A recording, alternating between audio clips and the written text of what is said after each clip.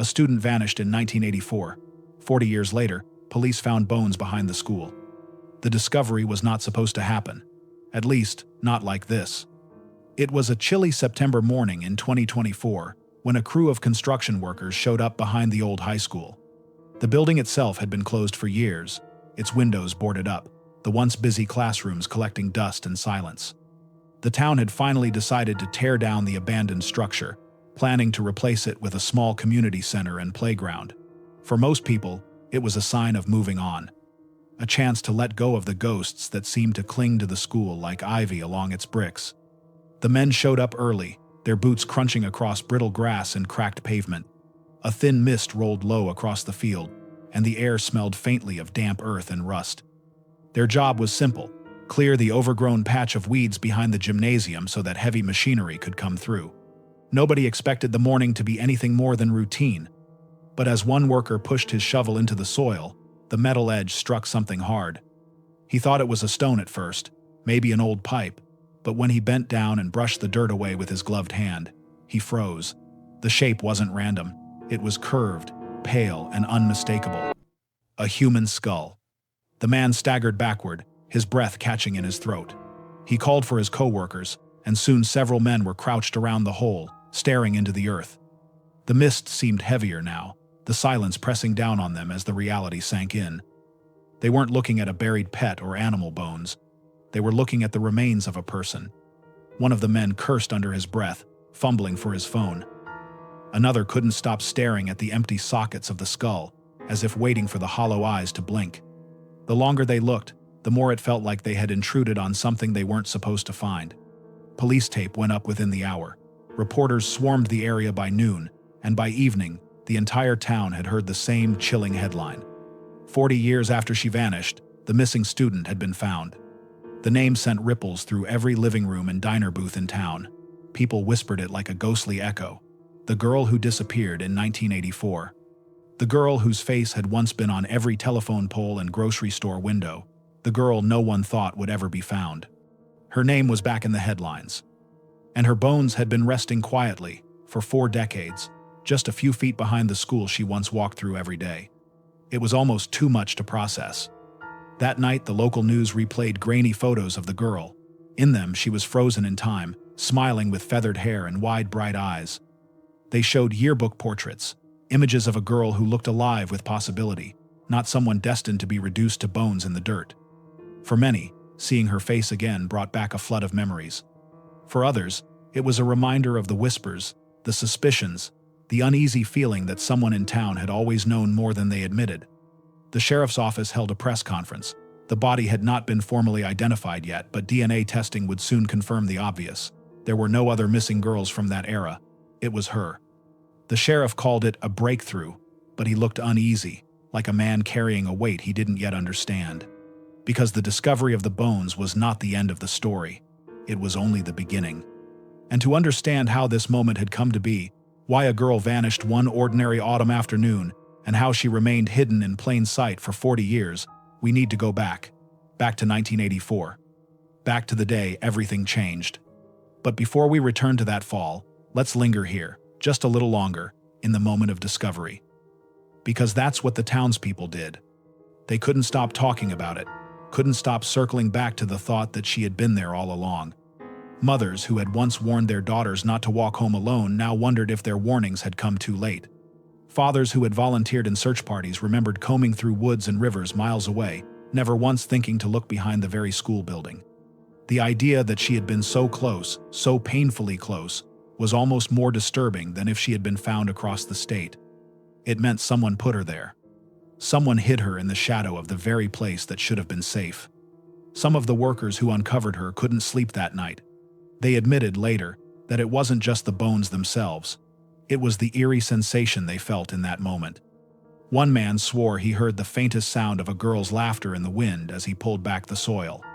Another said he had goosebumps that didn't fade for hours, like someone was standing just over his shoulder. The town wasn't superstitious by nature, but when it came to this case, people whispered about curses and ghosts. They said the school had always felt different since she vanished, like a shadow had fallen over it. Teachers who worked there in the years after admitted that certain hallways gave them chills. Students dared each other to go behind the gym at night. Some swore they heard footsteps when no one was there. It was the kind of story that dug into people's bones and never left. And now, with her remains finally unearthed, the mystery was back, alive and urgent. Reporters descended, trying to piece together what little information was available. Who had buried her? Why had the spot remained undisturbed for so long? Did police overlook something back in the 80s? Or was there a deliberate cover-up? The sheriff gave no answers, only promises that the investigation was ongoing. But the people of the town, especially the older generation, couldn't help but wonder if the truth had been within reach all along. At the diner downtown, regulars leaned over steaming cups of coffee, voices hushed but intense. One man swore he had seen someone sneaking around the schoolyard the night she vanished, but nobody believed him back then. A woman admitted she always thought the janitor from that era was strange, though she never had proof. Theories bubbled up fast, each one darker than the last. Parents told their children not to go near the school. Curious teenagers ignored the warnings, sneaking through the police tape at night, daring each other to look for signs of the grave. Some claimed they saw things, shadows in the mist, or felt sudden waves of nausea as if the earth itself was holding secrets too heavy to bear. And as investigators worked late into the night under floodlights, carefully sifting through the soil, one undeniable truth emerged. The girl who disappeared in 1984 had never really left. She had been there the entire time, hidden, silenced, waiting for someone to find her. But to understand why her bones were resting behind the school, why she was taken in the first place, and why it took 4 decades for the truth to rise to the surface, we need to go back. Back to the small town in 1984, back to the start of her story, back to the last day she was ever seen alive. 1984 was a year stamped into American memory for all kinds of reasons. Ronald Reagan was president, MTV was shaping teenage culture, and families gathered around their living room televisions to watch The Cosby Show or the Summer Olympics. Michael Jackson's Thriller was still echoing from bedroom cassette players, and kids lined up at arcades with quarters clutched in their fists.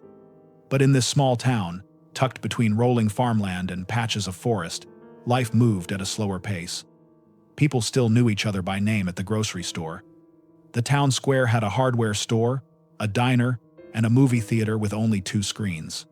Friday nights meant football games, and Sunday mornings meant church pews filled with families who had sat in the same rows for generations. It was the kind of place where everyone assumed they were safe, where kids rode their bikes until the streetlights flickered on, and parents shouted for them from the porch. Doors were often left unlocked, car keys left dangling in ignitions. People trusted their neighbors, or at least, they thought they could. And in the middle of this world was a 17-year-old girl whose name would one day become unforgettable. She was the kind of teenager who seemed to shine without trying. Not the most popular girl in school, not a cheerleader, but someone who people gravitated toward. Her friends described her as easy to talk to, the kind of person who remembered the small things about you. She laughed with her whole face, crinkling her nose when she did, and her teachers often said she had potential. Her dream, she confided once to a classmate, was to be a journalist.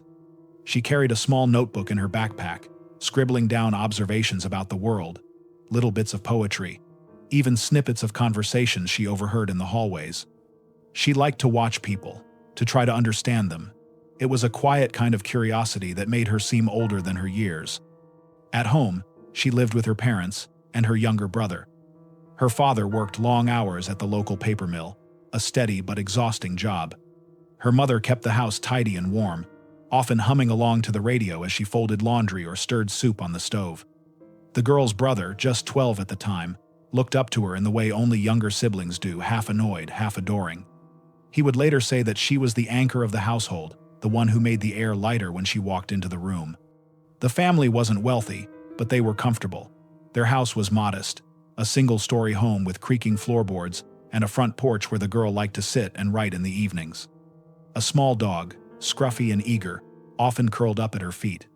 Her routine was ordinary, almost painfully so when you consider what would happen.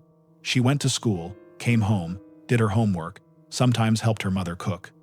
On weekends, she would meet friends at the skating rink or hang out at the diner downtown, sipping milkshakes and gossiping about teachers. There was a boy she liked, though she never quite admitted it out loud. Life was moving in small, predictable rhythms. That fall, the air was crisp, and the trees blazed with red and orange. Students at the high school were buzzing with talk of the homecoming dance. The girl wasn't sure if she would go. She wanted to, but she didn't have a date, and she confessed to her best friend that she wasn't sure anyone would ask her. Her friend rolled her eyes and told her she was crazy, that half the boys in school had a crush on her, whether she realized it or not. It was a conversation so normal, so typical of teenage life, that nobody could have guessed it would be one of their last. In hindsight, people would remember little things. A teacher recalled that the girl had been distracted in class that week, doodling absent-mindedly instead of taking notes. A neighbor said she seemed quieter than usual when she walked the dog. Her brother later swore that she had lingered longer than usual at his bedroom door the night before she vanished, as if she wanted to say something but decided against it. At the time, none of these things seemed strange. Only later, when the shock of her disappearance settled in, did they take on an eerie weight. The town itself was in transition during that year. The paper mill was cutting hours, leaving some families worried about money. The school board was debating whether to cut funding for arts programs, and a few people had begun whispering about troublemakers hanging around the school grounds at night, older boys with cars who weren't supposed to be there. But overall, life moved on. It was the kind of town where news traveled by word of mouth, and most evenings ended with families gathered around the television or neighbors chatting on their porches.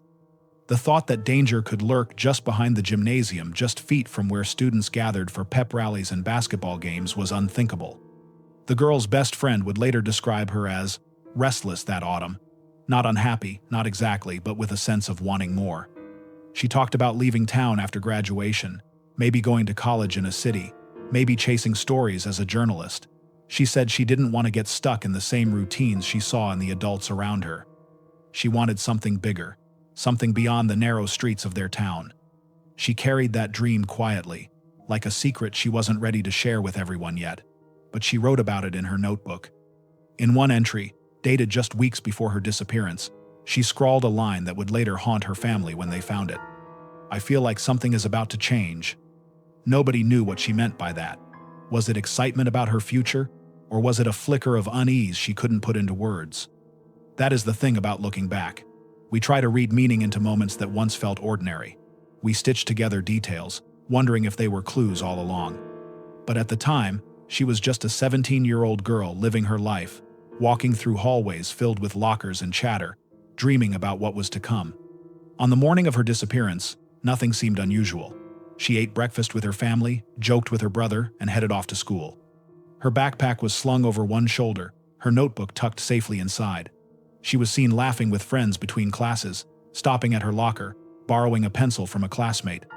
Ordinary things. Completely forgettable, if not for what would happen next. That day, as the sun dipped lower and the air grew cooler, she walked out of the school building. She waved goodbye to her friends. No one knew it was the last time anyone would ever see her alive. The day she vanished began like any other. That is what makes it so chilling. There were no thunderstorms cracking the sky, no strange omens in the air, no reason for anyone to think it would be anything other than another ordinary day in 1984. She had breakfast at the kitchen table with her family. Her mother remembered she had toast with jam, her favorite, and that she laughed when her little brother spilled orange juice across the table.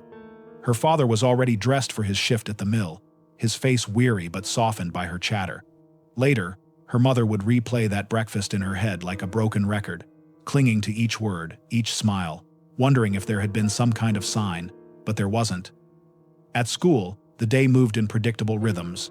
First period English, where she half listened while scribbling in her notebook. Second period math, where she struggled with a problem and rolled her eyes at her friend. Lunch in the cafeteria, a plastic tray of tater tots and chocolate milk. Witnesses remembered her laughing, teasing one of the boys at the table, her hair catching the light as she tossed it over her shoulder. After lunch came gym class. She wasn't particularly athletic, but she jogged dutifully around the track with the others. A teacher later recalled she seemed a little distracted, glancing toward the edge of the field now and then. At the time, he thought nothing of it. Kids got distracted. But later, he would wonder if she had seen someone there. By the end of the school day, the hallways buzzed with noise. Lockers slammed, sneakers squeaked, students shouted plans for the evening. She stopped at her locker, tucked her notebook inside her bag, and paused to retie her shoe. That small moment would stay fixed in her friend's memory, the sight of her crouched down, tugging the laces, then standing, brushing her hair from her face. Ordinary. Completely ordinary. Her best friend walked out with her, and they lingered on the steps for a while, talking about homework and about who might ask who to the homecoming dance. The conversation trailed into laughter. Eventually, her friend headed off toward the bus. The girl waved, a casual gesture, nothing final or heavy about it. Just a wave. And that was the last confirmed sighting. From there, the story fractured. One classmate swore she saw her walking toward the side of the school where the gym Saturday. Another claimed she spotted her near the parking lot, talking to someone in a car, though she couldn't remember the make or model. A neighbor thought he glimpsed her walking along the road toward home, but he admitted later it could have been someone else entirely. What is known as this: she never made it home. Her mother began to worry as the sky darkened and the dinner on the stove grew cold. The girl was never late without calling. By 7 o'clock, her father had driven the streets, checking the skating rink, the diner, even the park where teenagers often gathered. Her friends hadn't seen her. Nobody had. It was as if she had evaporated between the school steps and her front door. Inside her bedroom, her bed was neatly made. The posters on her wall bands she loved, a calendar marking school events, looked undisturbed. On her desk, a notebook sat open to a half-finished thought. Her dog pawed at the door that evening, whining as if waiting for her return. The little details became haunting later. Her toothbrush was still wet from that morning. A jacket she almost always wore on cool evenings was still hanging by the door. There was no note, no message, no sign she had run away. Just absence. When her parents called the police, they were met with the usual skepticism that often greets missing teenagers. Maybe she had gone to a friend's house. Maybe she was upset and needed space. Maybe, one officer suggested, she had run away with a boyfriend. Her parents shook their heads. No, that wasn't her. She was responsible, close to her family. She would never just vanish without a word. But the hours passed, and the house grew heavy with silence. Her little brother sat on the porch steps until midnight, refusing to come inside, insisting she would walk up the driveway at any moment. Her mother kept the porch light on all night, the glow spilling across the yard like a beacon. Neighbors joined in the search the next morning. People combed the woods, the riverbank, the abandoned factory at the edge of town. Flyers were printed, her school photo photocopied so many times the edges blurred. Her name was on everyone's lips. But the more people looked, the more surreal it became. There was simply no trace. Somebody mentioned seeing a strange car near the school that afternoon, a dark-colored sedan with tinted windows. Others whispered about a man who sometimes lingered near the grounds, someone nobody really knew. Theories sprouted quickly, but none of them led to answers. By the third day, panic had set in. Local reporters hovered outside the family home, their cameras capturing the father's hollow eyes and the mother's trembling hands. At school, students huddled in groups, whispering about what might have happened. Some were terrified. Others, in the cruel way teenagers can be, invented wild stories that spread like wildfire. The locker she had used was decorated with flowers and handwritten notes. Friends wrote letters and tucked them into the vents, as if she might somehow return to read them. Teachers tried to keep the day moving, but the weight of her absence lingered in every classroom. An empty desk is louder than anything. At night, her family couldn't sleep. The mother kept pacing the hallway, opening her daughter's door just to sit on the edge of her bed.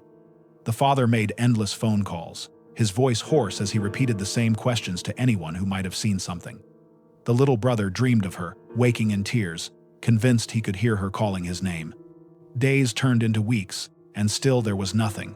No clothing, no backpack, no footprints. The police followed leads, but each one collapsed into dust. The search expanded miles beyond town, then counties beyond. But the girl seemed to have slipped through an invisible crack in the world. And what no one could have guessed, what no one even thought to consider, was that she hadn't gone far at all. She was still there, behind the gymnasium, hidden in the shadows of the very place where she had spent her final day. But that truth would not be known for decades. Back then, in those early weeks of October 1984, the mystery was only deepening, and with each passing day, hope began to thin like smoke. By the end of the first week, the mood in town had changed. At first, people had whispered reassurances. Maybe she was staying with a friend. Maybe she needed space. Teenagers could be unpredictable after all. But as the days passed with no phone calls, no sightings, no trace of her at all, those reassurances curdled into fear. Her mother had stopped sleeping. She paced the house through the night, staring out the window at the empty driveway as if willing her daughter to walk up it. The porch light was left on constantly, a beacon against the dark. Neighbors noticed it glowing at odd hours and felt their stomachs sink. That light became a symbol of the family's desperation, and even decades later, some remembered it clearly, the unblinking glow in the night, a silent plea for her return. Her father threw himself into the search with a kind of frantic determination. He scoured the woods with a flashlight, his boots cutting through underbrush, his voice hoarse from calling her name. He checked old barns, abandoned buildings, even drainage ditches. There was no place too small or too unlikely.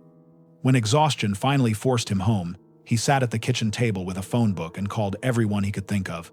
Friends, distant relatives, even people he hadn't spoken to in years. His voice cracked as he repeated the same question. "Have you seen her? Have you heard anything?" Her younger brother, just 12, followed him on some of these searches, clutching a smaller flashlight, his face pale with determination. He refused to believe she was gone. He told his parents, over and over, that she was just lost, and if they looked in the right place, they'd find her. His innocence only made the absence sharper. Soon, the search expanded beyond the family. Neighbors joined in, walking shoulder to shoulder through fields, poking at the underbrush with sticks, wading into the shallows of the river with boots that filled with cold water. Church groups organized vigils, their prayers floating into the night air like fragile smoke.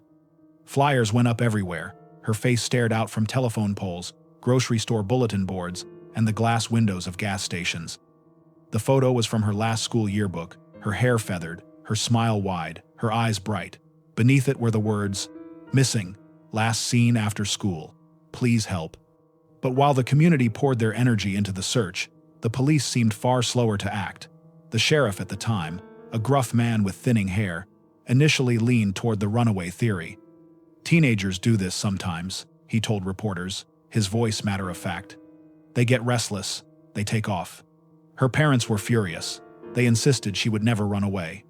She had left her favorite jacket at home, her dog, her notebooks. She had plans, dreams. She wasn't the kind of girl to vanish willingly.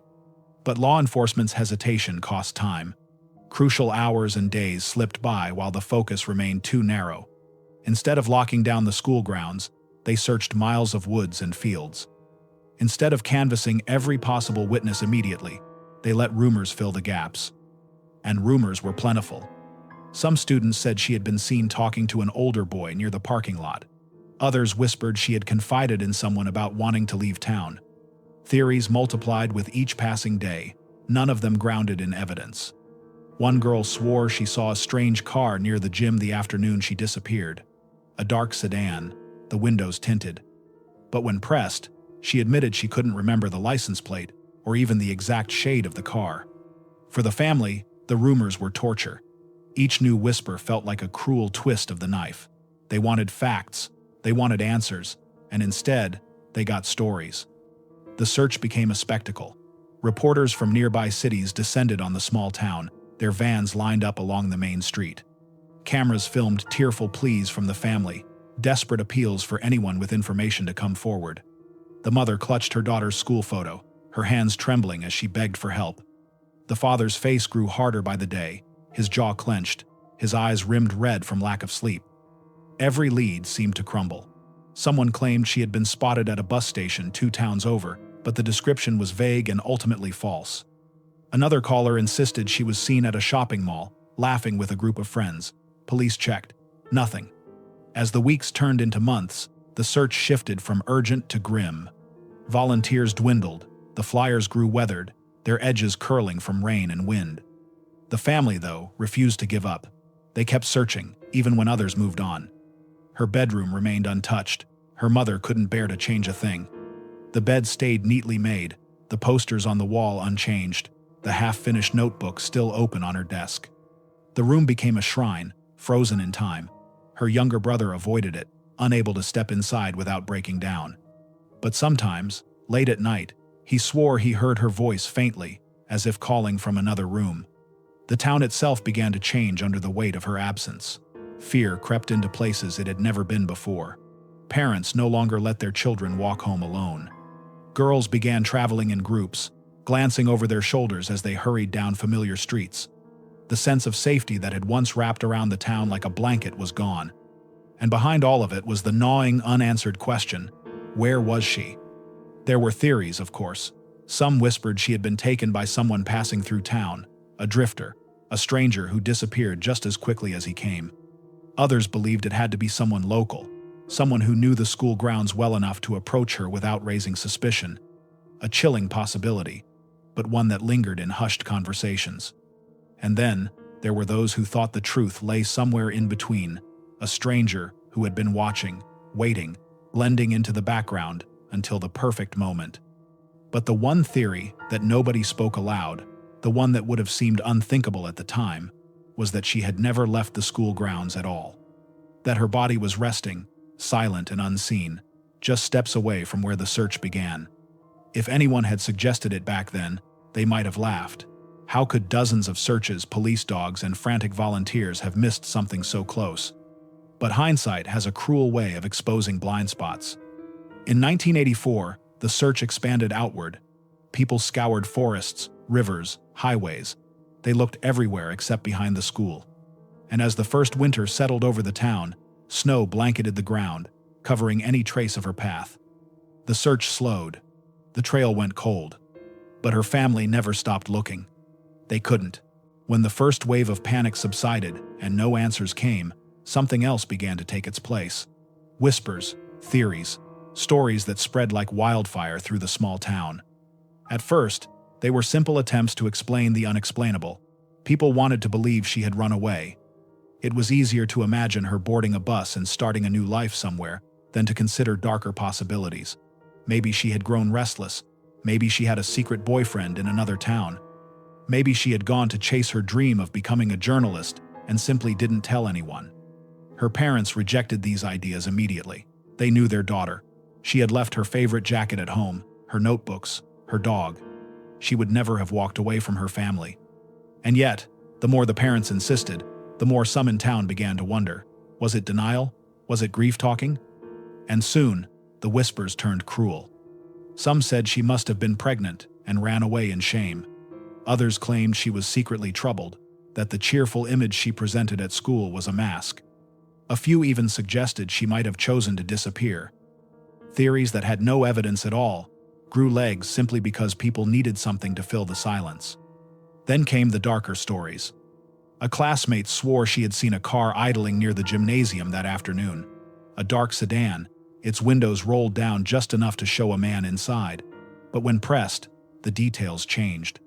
Sometimes the car was blue, sometimes black. Sometimes the man had glasses, sometimes he didn't.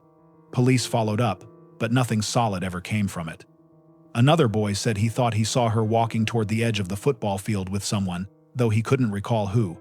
The statement was vague, almost dreamlike, but it was enough to spark new rumors. Did she leave willingly with someone she trusted? Was she lured away? Soon, the town was buzzing with speculation about who that someone might have been. Fingers pointed at teachers, at janitors, at older boys who hung around the school even after they had graduated. Theories grew darker with every retelling. One of the strangest rumors came from an older woman in town who claimed she was psychic. She told the family that their daughter was near water, that she could see ripples and hear rushing streams in her visions.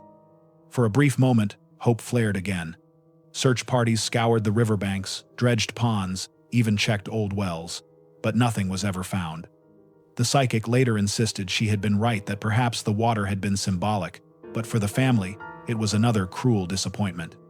As months passed, the media latched onto the story. Newspapers printed headlines filled with speculation.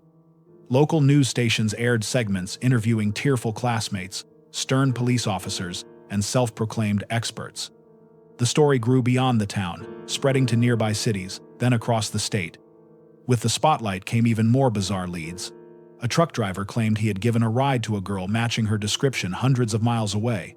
A woman in another state swore she saw her at a shopping mall. Police followed up on both tips, but neither held up. And with each false lead, The family's hope was lifted, then dashed to pieces again. The roller coaster of emotions was unbearable. Every phone call might be the one that brought her home, or the one that broke their hearts. Inside the school, the whispers didn't stop. Some students believed she had been kidnapped by a stranger. Others whispered about cults, dark rituals in the woods, satanic groups that had made headlines in tabloids during that era. The so-called satanic panic was at its height in the 1980s, and some parents became convinced that something sinister had taken place. That she had been sacrificed, buried in the forest by shadowy figures. It sounded wild, but in a town desperate for answers, even the unbelievable seemed possible. And then there was the theory that was whispered only in hushed tones, the one people didn't dare say too loudly, that it hadn't been a stranger at all, that someone in town knew exactly what had happened.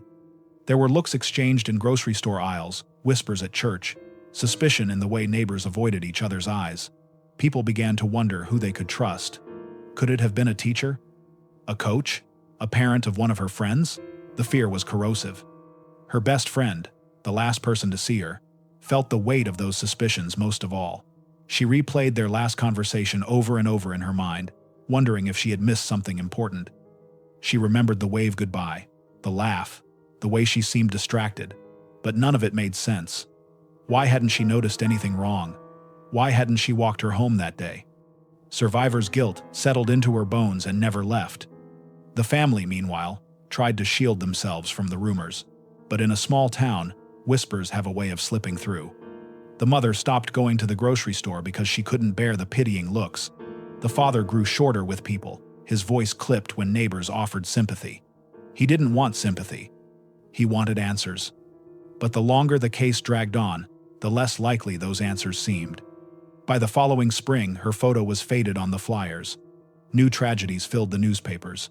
The world was moving on, but her family was frozen in time, trapped in a moment they could not escape. And in the middle of it all, the unanswered question grew louder with each passing day. Where had she gone? How could a girl walk out of a school in broad daylight and never be seen again? And why, after all the searches, all the leads, all the whispered theories, was there still no trace? The truth was buried. Literally. But nobody would know that for another 40 years. Time has a way of dulling even the sharpest pain. But in the case of the girl who vanished in 1984, the pain never dulled, it only changed shape. The first year after her disappearance was a blur of searching, interviews, and false leads. Her parents barely slept. Her younger brother grew quieter, the light in his eyes dimmed. Friends of the family brought casseroles, offered prayers, but after a while, even they began to retreat, unsure what more they could say.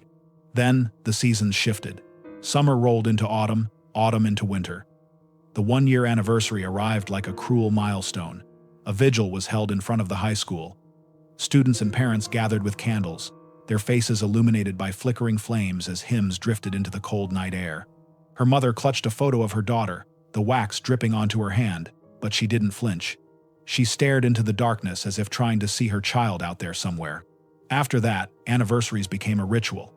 Each year, on the date she vanished, the family gathered with candles and prayers. At first, the community joined them. Dozens, then hundreds, showing their support. But as the years passed, the crowds thinned. First dozens, then a handful, until eventually it was just the family themselves, standing in the chill, holding on to hope that was beginning to fray. Her bedroom remained frozen in time.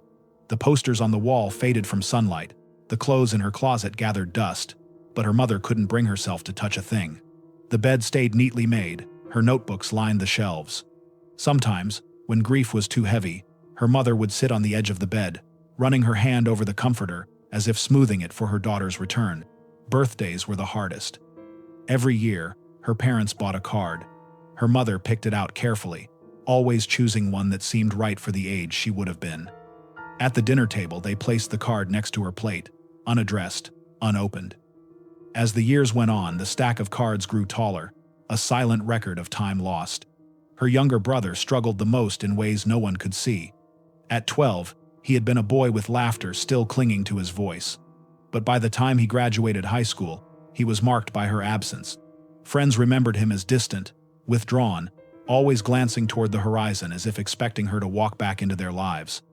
He carried survivor's guilt, the unshakable feeling that he should have done something different that day.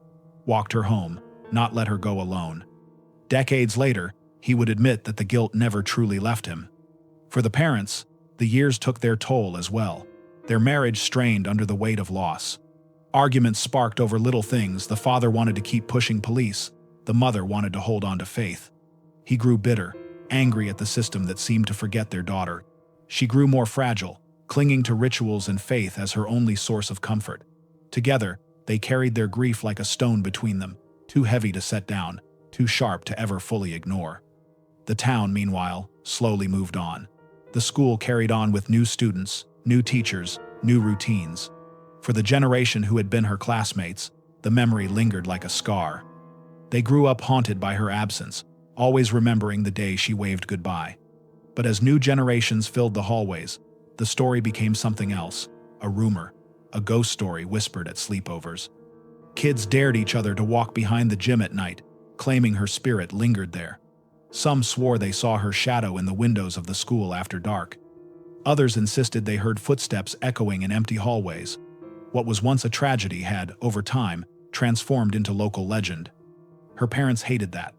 They wanted her remembered as she truly was, a daughter, a sister, a dreamer, not a ghost story, not a cautionary tale. But once a story takes root in a small town, it grows in ways you can't control. The case itself grew cold. Detectives retired, boxes of files gathered dust in storage rooms. Every so often, a new lead would surface, a possible sighting, a suspicious tip, but nothing ever stuck. Each time, hope flickered, only to be crushed again. The family learned not to let their hearts rise too high. Disappointment had become too familiar. The decades crawled by. In the 90s, as technology advanced, the family begged for her case to be re-examined. DNA testing was becoming a powerful new tool, and they hoped it might spark answers. But without a body, without evidence, there was nothing to test. In the 2000s, true crime shows began to pick up her story. A documentary crew even visited the town once, filming interviews with her classmates, her parents, and the sheriff who had led the original investigation. The spotlight brought a flicker of hope, but when the cameras left, nothing had changed. The family was still left with silence. By the 2010s, her parents were aging. Her mother's hair had turned silver, her father's back bent from years of labor. They clung to each other more gently now, the sharp edges of their grief worn into something quieter but no less painful. They admitted, privately, that they no longer believed she was alive. But they wanted her found. They needed her found. For decades, their prayers had been the same. Please, just bring her home. Meanwhile, the younger brother had grown into a man. He had children of his own, but he carried the absence of his sister like a shadow. He told his kids about her, showed them photos of the aunt they never met. He didn't want her to be forgotten, but there was always a pause in his voice, a heaviness, when he spoke her name. For the town, her disappearance faded further into the background. New tragedies took the spotlight, new headlines filled the papers, but every so often, something would stir the memory. A new class at the high school might discover her story and bring her name back into whispers. Or a stranger driving through town might ask about the missing girl, and the older residents would nod solemnly, remembering. But mostly, she was gone. The cold years stretched into decades. And then, in 2024, the earth finally gave up its secret. When the workers' shovels struck bone behind the school, it was as though the clock had wound backward. Suddenly, the past wasn't past anymore. Her name was back in the headlines. Her face was back on the news. And the family, now older and more fragile, were thrust back into the storm they had carried quietly for 40 years. For the first time, there was an answer. But answers often come with new questions. Because finding her bones behind the school was not the end. It was only the beginning of unraveling the truth. When the news broke in 2024 that her bones had been found behind the school, a ripple ran through the town. People gasped, but they also nodded, almost as if they had been waiting for it all along. The shock wasn't just that she had been found. The shock was where she had been found. Right there, behind the gymnasium. The place where hundreds of students had gathered for pep rallies, basketball games, and dances in the years after she vanished. The place where janitors mowed the grass, where kids cut across the field on their way home, where couples met in secret after dark. For decades, life had carried on right there, footsteps passing within yards of her grave, and nobody had known. But as investigators worked, sifting through dirt under floodlights, the town's whispers grew louder. Because for some, the discovery didn't feel like a revelation. It felt like confirmation. People began to remember things, small details that had seemed meaningless back then, but now pulsed with new significance. One former classmate remembered how a teacher had once pulled her aside, warning her never to linger behind the gym alone. At the time, she thought it was just about safety in general. Now, she wondered if that teacher had seen something. Another recalled a rumor that circulated the year after the girl vanished, that the janitor had been questioned for hours by police. Nothing ever came of it, but whispers about him lingered for years.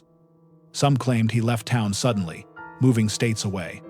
Others swore they saw him once or twice, returning quietly, driving through as if checking on something. Was that true? Or was it just another layer of myth? Old classmates who had moved away found themselves drawn back into the story, messaging each other, digging out yearbooks, replaying old conversations. One said she remembered the missing girl had confided that she felt like someone was watching her that fall. Another claimed she once saw a note slip from her locker, though she couldn't remember what it said. Little fragments, unreliable but haunting. And then there were the darker whispers. Some insisted the police had known more than they admitted back in 1984, that they had been warned not to dig too deep. Theories sprouted about local officials covering up for someone powerful, someone whose secrets couldn't come to light. After all, how else could a body remain hidden behind a school for 40 years without anyone noticing? Theories multiplied. Some pointed to an older boy who had graduated the year before, a hot-headed kid with a reputation for fights, and a car that matched the vague description given by witnesses. Others whispered about a coach, a man who had seemed too friendly with certain students, who left town quietly a few years later. None of it was proven. But in a town like this, suspicion was enough to stain a reputation forever. Her best friend, now middle-aged, spoke to reporters for the first time in decades. She admitted she still had nightmares about that day. She remembered the wave goodbye, the way her friend had seemed distracted, like something else was on her mind. And she remembered, with a pang of guilt, how quickly rumors turned on her back then. Some people whispered that she knew more than she was saying, that maybe she was hiding something. That guilt never left her.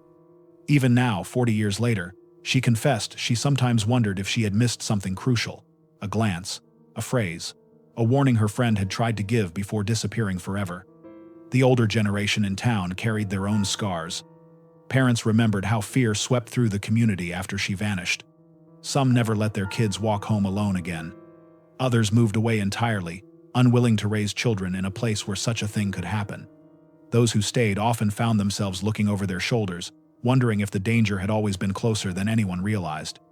The younger generation, though, had grown up with her story as a kind of legend. For them, the discovery of her bones wasn't just news, it was the unmasking of a ghost story they had been raised on. The missing girl wasn't just a whispered cautionary tale anymore. She was real, flesh and blood, someone who had once walked the same halls they walked. And the unease deepened when people realized the obvious. If she had been right there behind the school, someone must have put her there deliberately. Someone had carried her body, dug into the earth, and covered her over with soil. Someone who had walked away, blending back into the ordinary rhythms of life, keeping that secret for decades. Could that person still be alive? Could they still be living quietly in town, attending church, shopping at the grocery store, waving politely at neighbors? The question gnawed at people. It haunted the edges of every conversation. For investigators, the task now was not just identifying her remains, it was unraveling the past. But for the townspeople, the discovery cracked open old suspicions, old fears. People who had once buried their doubts now found them resurfacing with urgency. Had the sheriff in 1984 overlooked something? Had someone interfered with the investigation?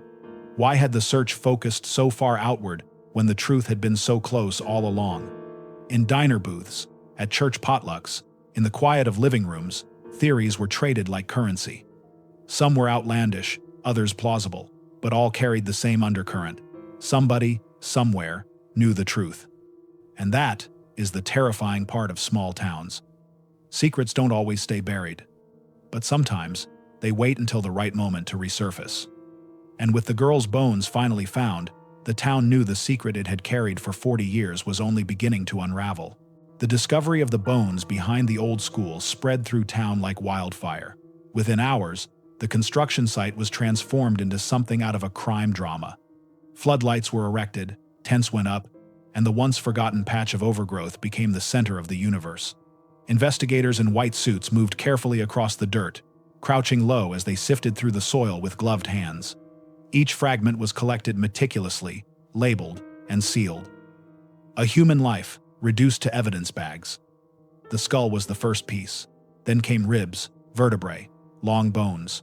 The workers who had stumbled upon the discovery stood off to the side, pale and shaken. One admitted to a reporter that he couldn't eat dinner that night. Another said he felt like he would never sleep again. It wasn't just the horror of finding human remains. It was the knowledge of who they likely belonged to. By the second day, the sheriff's office confirmed what most already knew in their bones. The remains were believed to belong to the girl who had vanished in 1984. Still, it had to be official. DNA testing was ordered. Samples were rushed to the state lab. And the family, the parents now elderly, their son now grown with children of his own, were asked to provide DNA swabs for comparison. It was a cruel request, one that reopened wounds that had never healed. Her brother described it later as surreal, like being asked to prove that his sister had ever existed. While the DNA process unfolded, investigators combed the site for every scrap of evidence. Alongside the bones, they found remnants of clothing. The fabric was decayed, eaten away by time and soil, but faint traces of stitching remained. A button, a zipper, enough to suggest what she had been wearing that day. Her mother recognized it instantly from the old photographs, the outfit her daughter had left the house in. Then came the personal items, a bracelet, tarnished but intact, with tiny charms still dangling, a hair clip, rusted but unmistakably hers. Each discovery was like a ghost reaching up from the earth, whispering confirmation. The most chilling find, though, was the notebook. It was waterlogged, its pages nearly dissolved, but fragments of writing remained. Investigators handled it with extreme care, passing it to preservation experts. Weeks later, faint pencil marks were recovered. A few words, half-faded sentences. Nothing coherent enough to be a clue, but enough to prove it had been hers. The notebook she carried everywhere.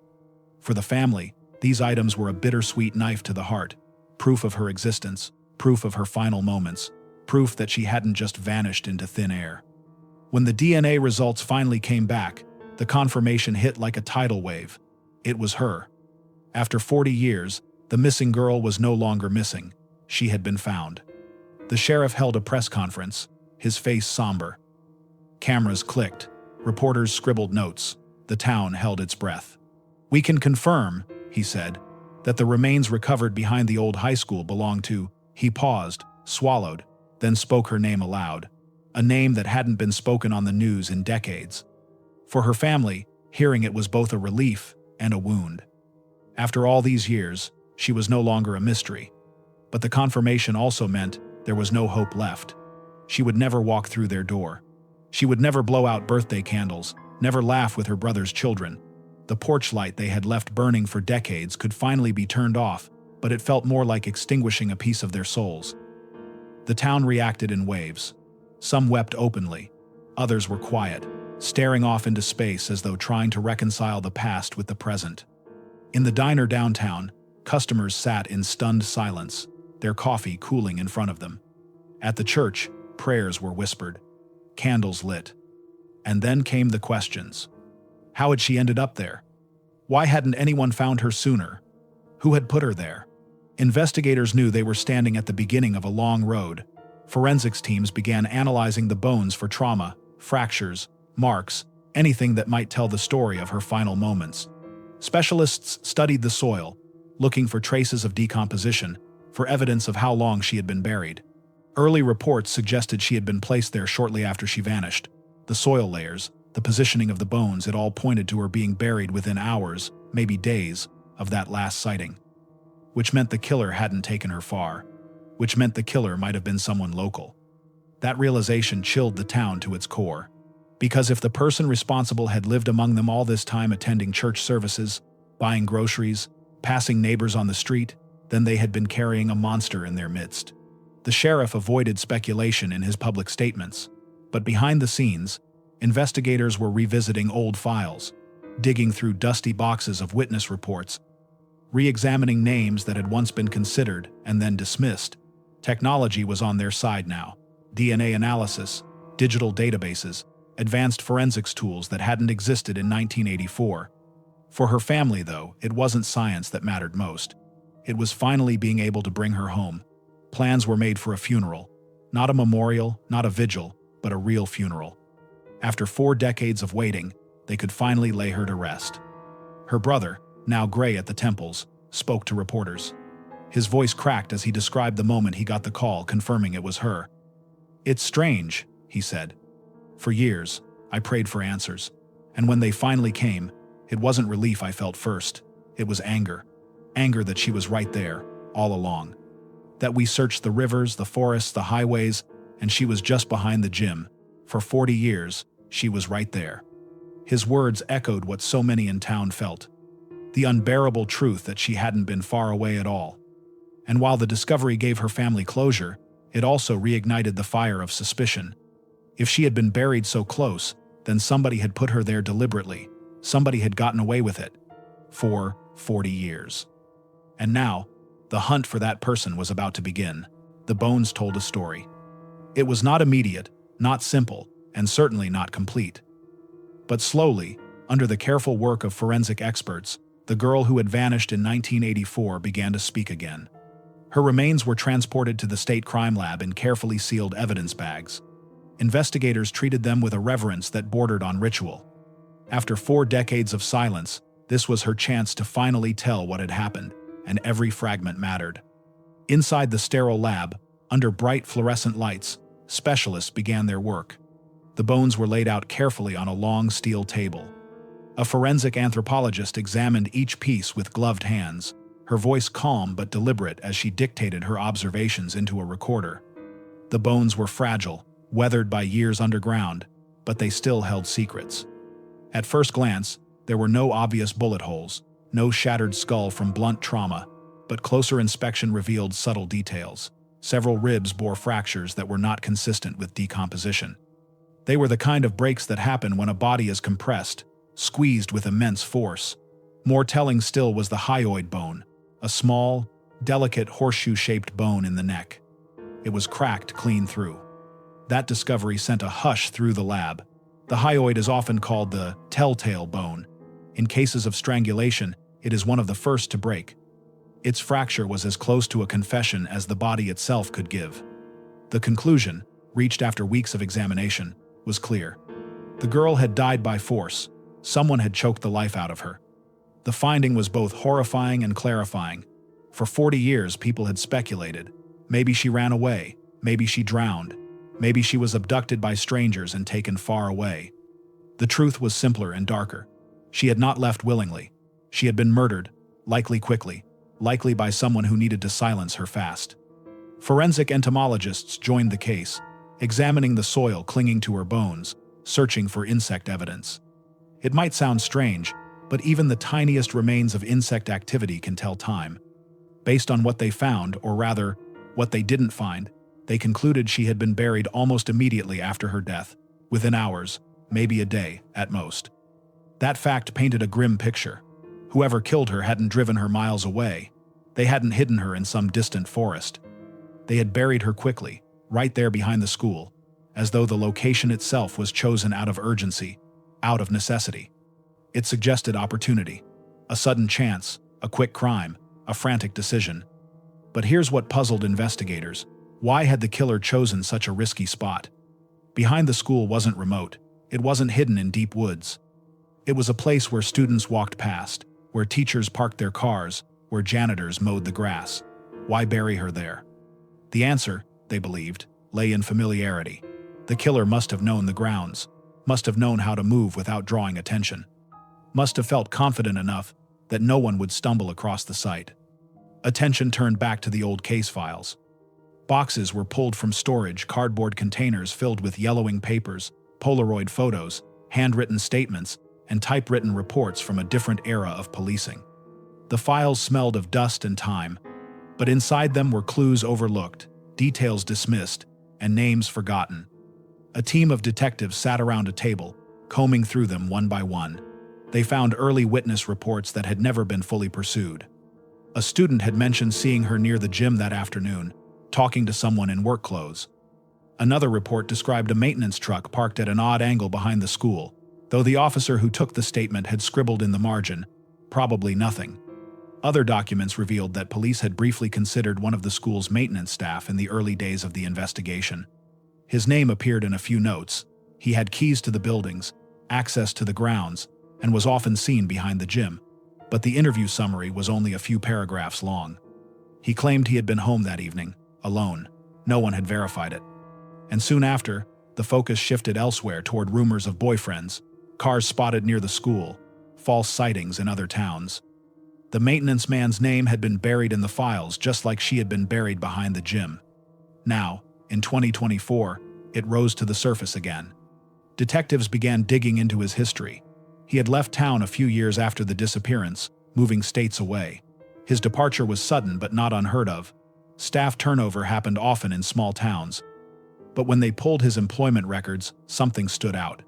He had resigned just 2 months after the girl vanished. No explanation, no new job lined up. He simply left.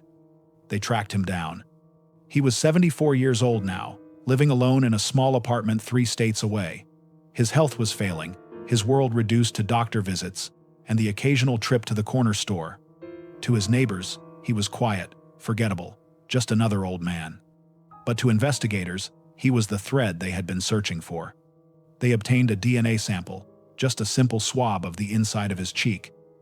That sample was sent to the same lab that had analyzed her remains. The wait was agonizing. Days stretched into weeks as the scientists worked carefully, comparing degraded DNA traces from her clothing and bones with his fresh sample. The results weren't immediate. The soil, time, and decomposition had eroded much of the genetic material, but slowly, carefully, the profiles were compared. And then, one afternoon, the call came through. There was a match. Not a full, pristine match, the degradation was too severe for that, but enough to link him to her with strong probability. Enough for investigators to believe that the man they had overlooked in 1984 was the man who had carried her behind the gym, silenced her, and buried her in the dirt. The pieces began falling into place. The cracked hyoid bone, the fractured ribs, the location of the burial, the access to the grounds, the name in the old files, the DNA match. The story was finally assembling itself into a picture. And yet, the final piece remained elusive. Why? The arrest itself was quiet. There were no flashing lights, no dramatic takedown in the middle of town. Detectives simply knocked on the door of a small apartment 3 states away and waited. The man who opened it was frail, stooped over, his hair white and thin. He blinked at them through wire-rimmed glasses, his face unreadable. For years, he had lived as just another old man, slipping through life unnoticed. But behind his silence was a secret he had carried for 4 decades. When they told him why they were there, his expression barely shifted. He didn't deny it, he didn't confess. He simply asked if he could put on his shoes before leaving with them. In court documents, he was identified as the former school maintenance worker. He had keys to every door, access to every corner, and a familiarity with the grounds that made the spot behind the gym the perfect hiding place. The evidence was circumstantial in some ways. DNA degraded by time, memories faded, witness statements vague, but the pieces formed a damning picture. His presence near the gym that afternoon, the student who had described her talking to a man in work clothes, the sudden resignation 2 months later, the DNA tie, faint but undeniable. But what haunted everyone most was the motive. Why had he done it? The prosecution painted a grim story. He had noticed her before, maybe weeks, maybe months. She was bright, friendly, the kind of girl who smiled easily. For him, that smile became something else. An opportunity, a temptation. On that day in 1984, he found her alone near the gymnasium. Maybe he said something. Maybe he lured her with an excuse, help with something in the building, a request to carry supplies. However it began, it ended in violence. The fractures in her ribs suggested a struggle. The cracked hyoid bone told of the final moment when his hands closed around her throat. And afterward, with panic setting in, he buried her in the place he knew best, The back lot, the patch of ground behind the gymnasium, just far enough out of sight to escape attention. And then he walked away. For years, he blended in. He went to work, he waved to neighbors, he sat in church pews on Sundays, sang hymns, and shook hands. All while knowing the girl's body lay hidden just yards from the classrooms she once filled with laughter. When the verdict was read guilty, there was no celebration, only silence. Her mother clutched her brother's hand, her frail frame trembling.